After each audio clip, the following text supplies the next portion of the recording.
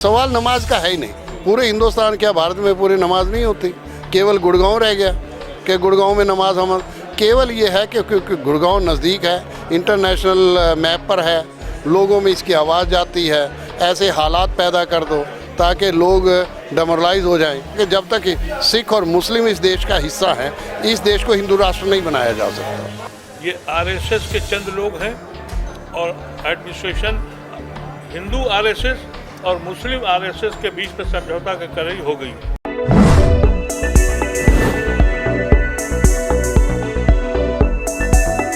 जो खबर आ रही है क्या सही है? इसकी तफसीर आपको अभी मुफ्ती सलीम साहब ने और शहजाद साहब ने बताई है।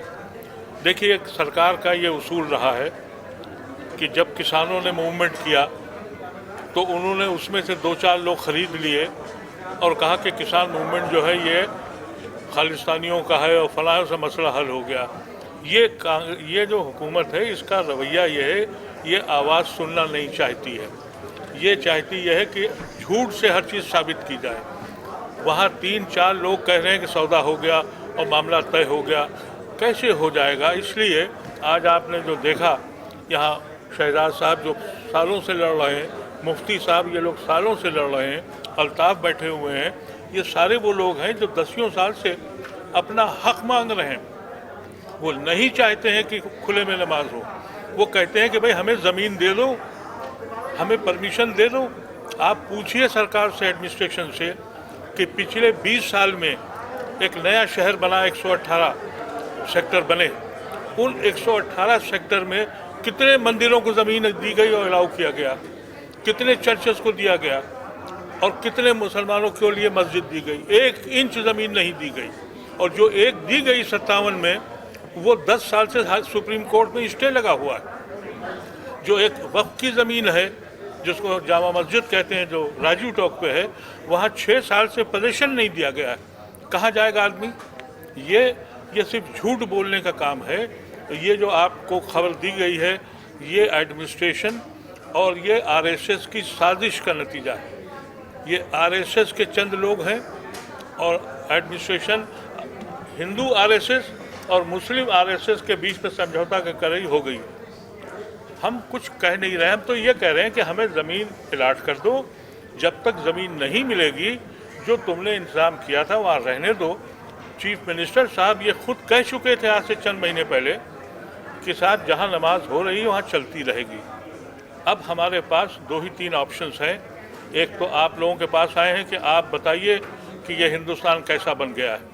दूसरे ये कि हम कोर्ट भी जा रहे हैं। अभी हर्षमंदर की बेटी ने कहा, जो इन्होंने हमारी एप्लीकेशंस को रख लिया, नोटिस को, एफआईआर नहीं दर्ज की, हम चंद दिनों में उसके ख़िलाफ़ भी कोर्ट जाएंगे और हम एफआईआर कराएंगे उन बदमाशों के ख़िलाफ़ जो यहाँ लॉ एंड ऑर्डर बिगाड़ रहे हैं। ये बिल्कुल कोई हम मजबूर इसलिए हैं कि महीनों हो गए, ये वही 15-20 लोग हैं जैसा पूनम जी ने कहा।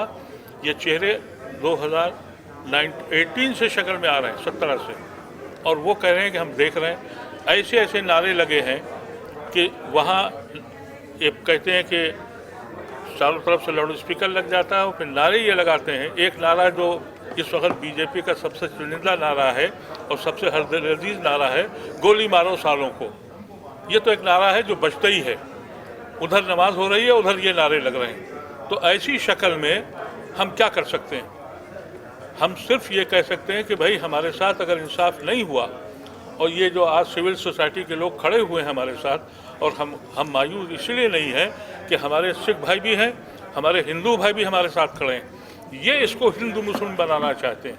तो अगर ये लोगों ने ऐसा किया तो फिर हमको कोर्ट जाना होगा।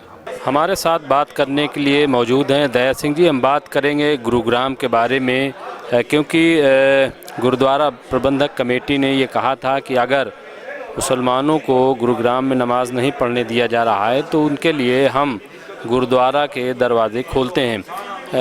क्या माहौल है वहाँ पे और क्यों ऐसे हालात पैदा किए जा रहे हैं कि दंगे जैसी सूरत पैदा हो रही है? ऐसा है कि सवाल नमाज का है नहीं।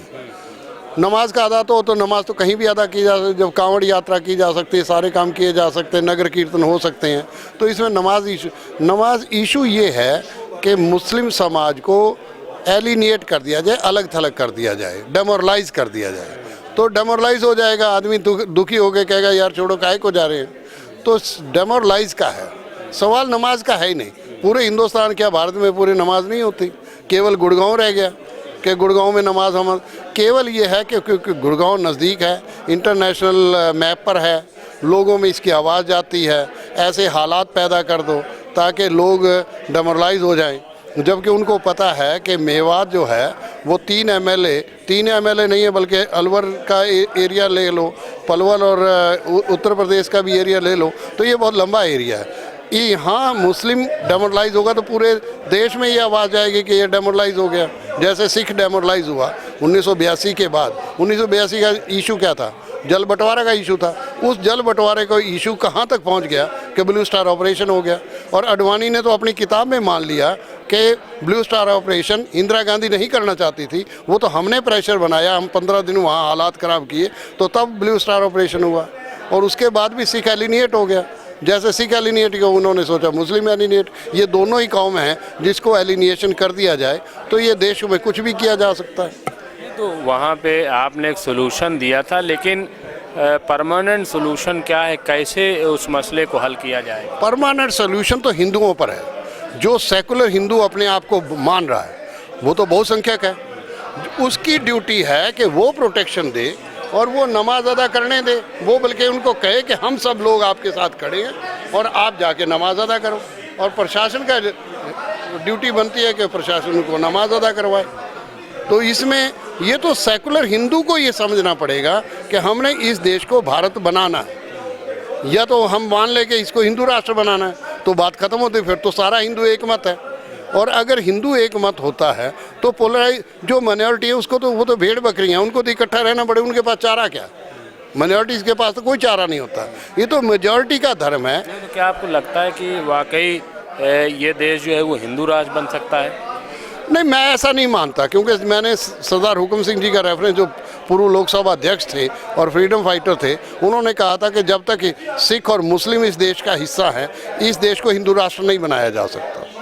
ये दोनों मार्शल कौम है, दोनों का अपना अस्तित्व है, दोनों की अपनी सोच है। अभी आपने किसान आंदोलन में देखा, किसान आंदोलन में 1 साल के बाद सरकार को वापस लेना पड़े तीनों कानून, तो ना लेती कानून वापस।